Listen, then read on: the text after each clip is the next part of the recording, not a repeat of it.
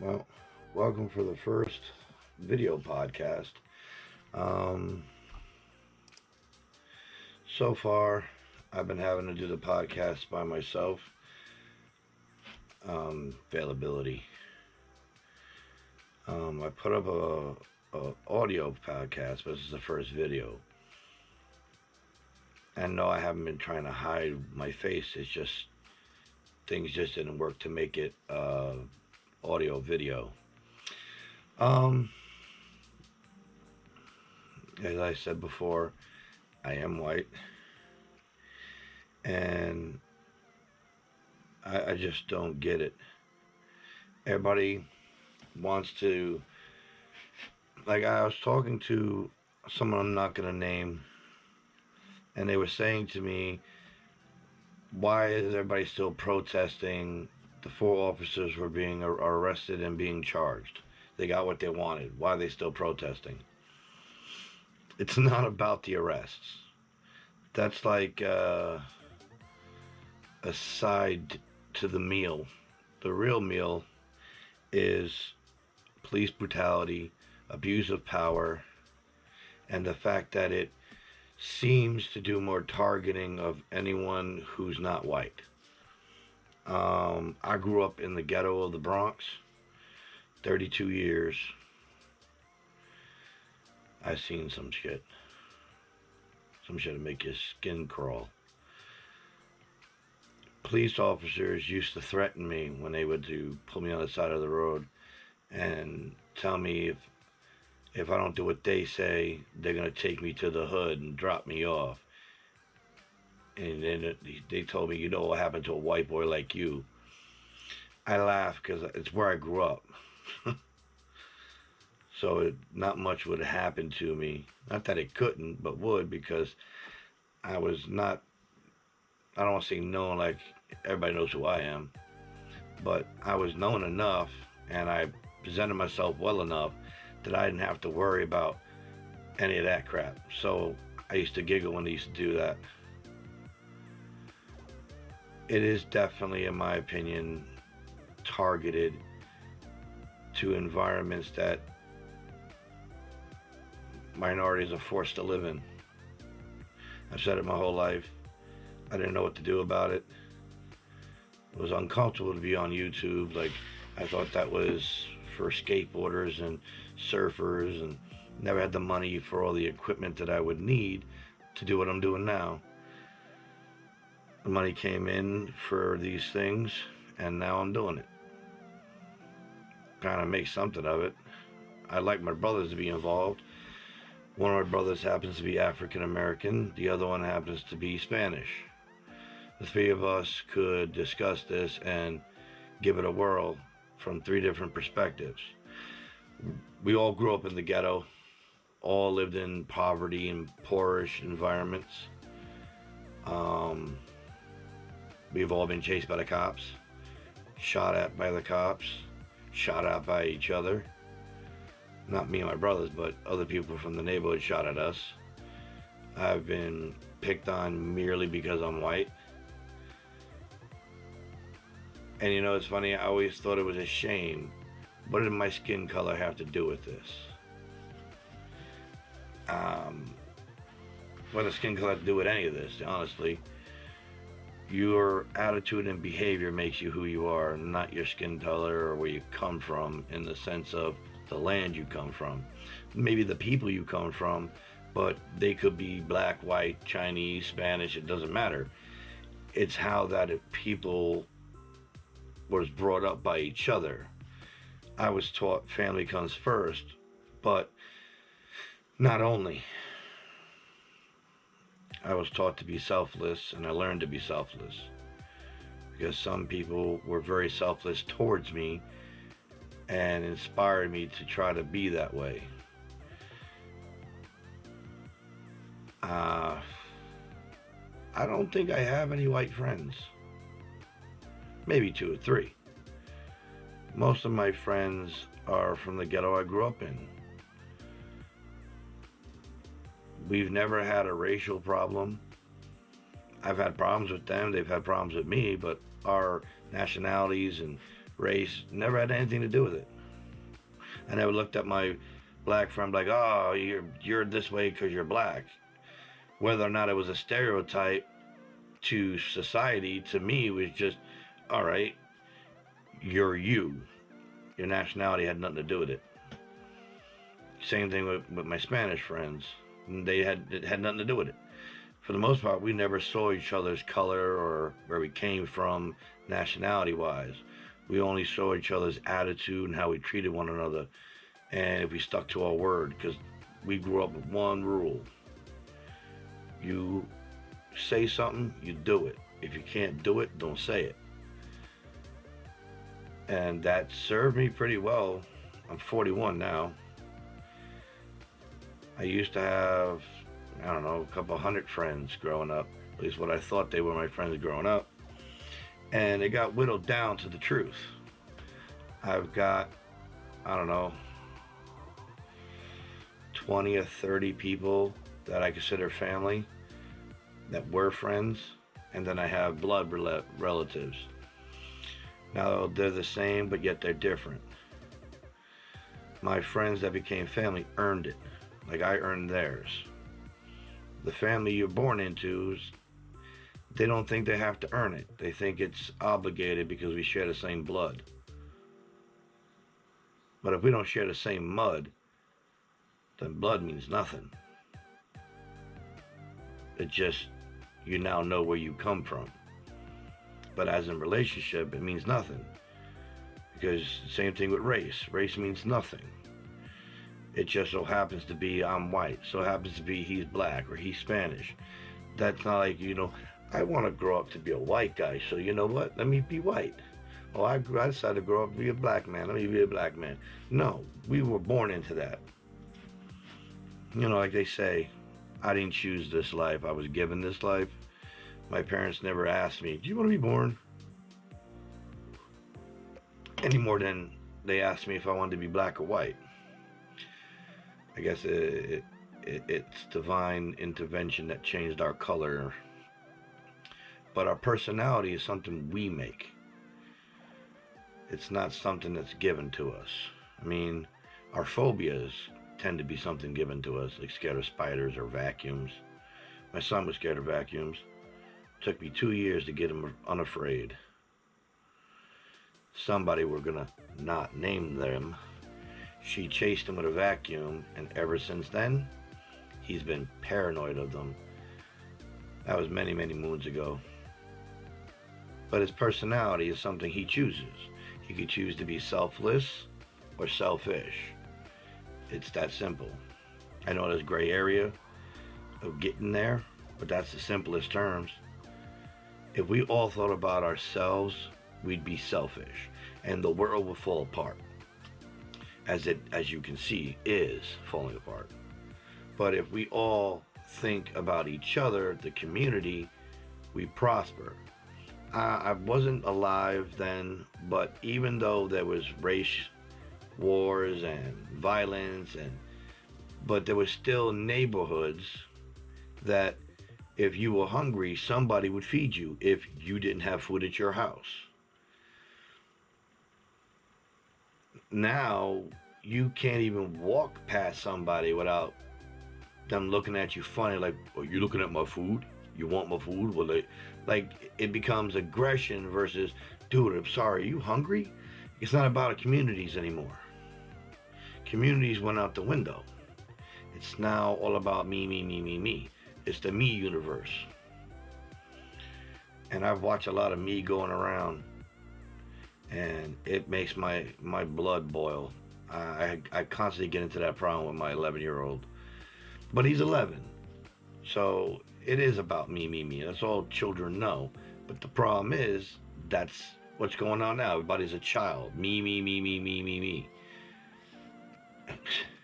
I can't reach the center of my back. And I don't know many people that can, that aren't really flexible. So we need help to do certain things. Like if I had an itch in the center of my back, I need a stick or somebody willing to scratch my back. But they're not going to scratch it for free. They're going to want something in return. Me to scratch their back when they can't reach it and they got an itch. If everything was working that simple, it wouldn't matter. But then you got all these people that love power, and they love violence, and they love to make a scene. Right now, everything reminds me of the movie 12 Angry Men. It's a very old movie for at least some youth.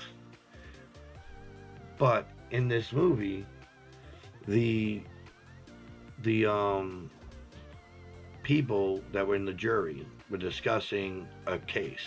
Now you didn't get to see the case, but you got to hear the case through the jurors. There was a woman that swore she saw something, and a guy from across the street through a subway train. Like, once you dissected all their testimony, they all wanted to just be part of something. Um, the woman, the guy mentioned that she had these marks underneath her eyes, which you only get from glasses, not sunglasses, actual eyeglasses for seeing. And she was dressed in 20s outfits, but she was in her mid to late 40s. And her hair was all done up.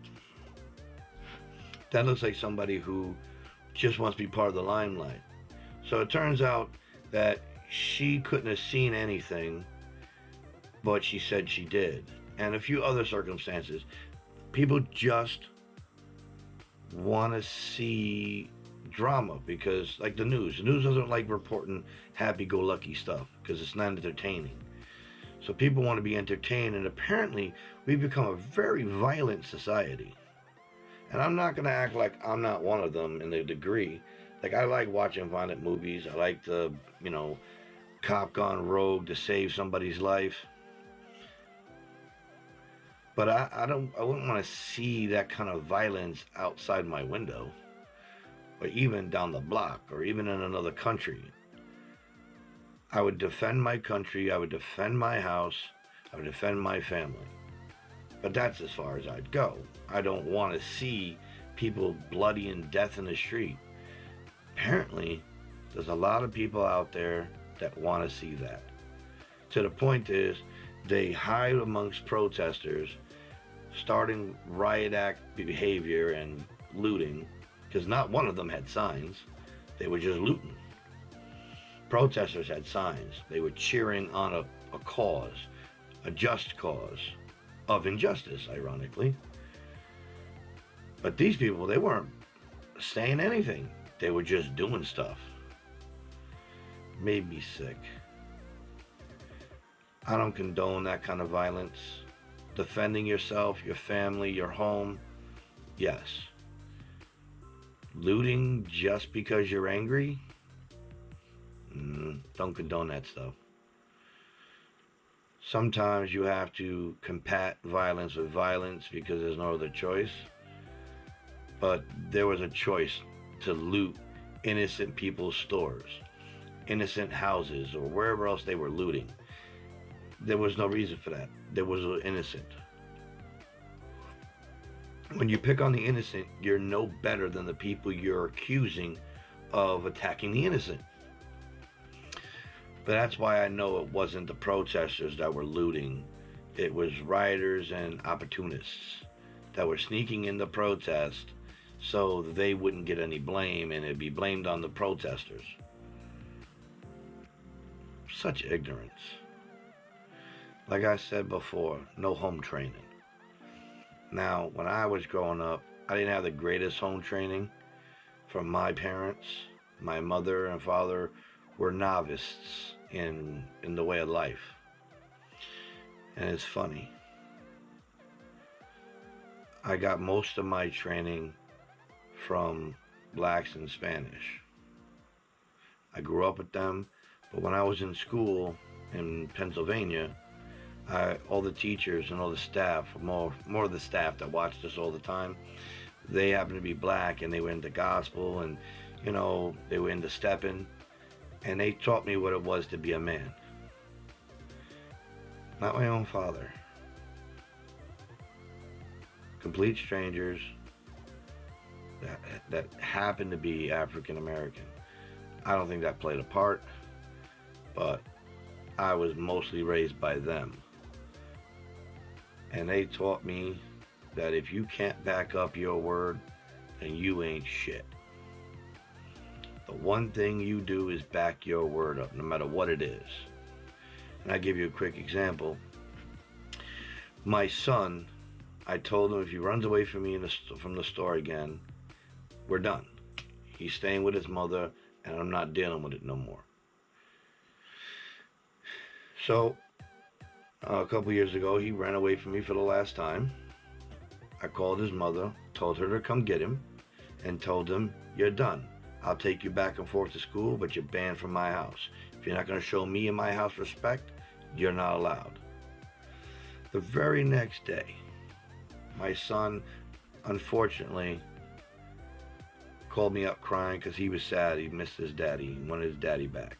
I mean, I wasn't abandoning him, but he wasn't allowed in my house, and we weren't going to do anything fun.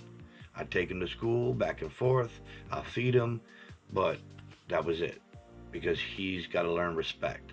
Do you know that my son called me up the next day, promising me with his whole heart he would never, ever run away from me again? Do you know it's been 4 or 5 years now, and he's never done it again? Because when it comes to backing up your word, you unfortunately have to back up all your word. I gave him my word that this was going to be the consequences. He did it, and consequences had to be established. Yeah, I kicked an air compressor inside the store. My friend said I kicked it like 10 feet. I didn't know because I kicked it and I didn't pay any attention to it. I was so hurt that I wasn't going to see my son again, and I had to back up my word, or I'd never get any respect from him. He'd know he could walk all over me, and it was one of the hardest things I ever had to do. But he never ran again. Sometimes tough love is necessary. You just gotta know when and what to do. And you ask him, my son will tell you, he deserves beatings, physical discipline, but he doesn't like it. And when you ask him why does he think he deserves it, because he misbehaves and he needs to be put in check. He'll tell you. That don't mean he likes it. Sometimes you have to discipline your child, your friend, yourself. They said it very clearly. Those 3 officers should have stopped him by any means necessary. They didn't stop the officer because he was an officer. That's not protecting your own. That's abusing someone else. Protecting your own is what the protesters did when the cop got lost from his squadron, and they protected him from the protesters or the rioters that wanted a piece of him. That's protecting your own, because the cop is ours. Cops are not robots. They're human beings. They're from our communities. We used to work together. And then people got power hungry and ruined it all. So heart-wrenching. I tell my son, I'm sorry.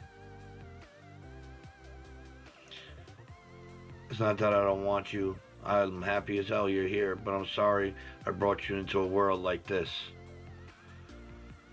Maybe one day we can change it. Maybe you can change it. But right now, I'm sorry you have to live through this. And yes, he's white too. His mother's white, I'm white, and he's going to be targeted by those who blame him for something he had nothing to do with. I've been jumped by multiple races, and I never said, that's right, this is why you can't trust this so-and-so race. I was beaten by 7 people, and I never blamed their race. I never blamed their family. I blamed them As men, they weren't men. They were animals. But what do I know? I'm white and stupid and like mayonnaise. I don't know what I'm gonna do by all this, but not alone. That's all I can say. Not alone. I believe the same thing that I deserve, everyone deserves, no matter where they come from. Like the country we live in stated, no matter race, creed, orientation, freedom. But you know what they say? Freedom isn't free. I know it's not my fault, but I'm sorry that we all just can't get along. Maybe one day, have I hopes for my generations to follow, that one day we can all get along. I thought we were getting along. I know there was massive racism. I didn't think it was gone because I don't think you can get rid of racism. Everybody's going to have a prejudice now and again. We can get rid of abuse of power. But I thought we were getting along. And there was just high hopes. I knew better. I'm not blind. I'm not naive either. I just had high hopes that the little indiscretions, the big indiscretions would have been handled and we can go back to being human freaking beings. I guess